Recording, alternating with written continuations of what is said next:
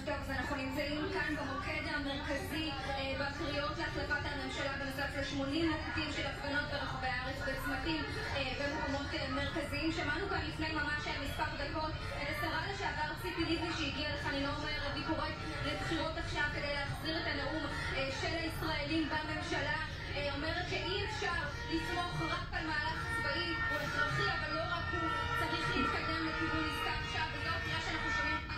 כמובן שהקריאה היא לבחירות אבל לא שוכחים את החטופים גם כאן בקפלן וקוראים לעסקה שתביא להחלפת שלטון החמאס בעזה ולהחזרת החטופים, ומדברים כמובן גם על חיסולו, לכאורה חיסולו של ניסיון חיסול של דף, ואומרים אם דף לא מתה העסקה. אז אלה הקריאות שאנחנו שומעים כאן הערב בצומת קפלן בתל אביב. תודה רבה טליה, תודה. אנחנו נצא עכשיו להפסקה ומיד אחרי החיסול מסיבת עיתונאים של ראש הממשלה.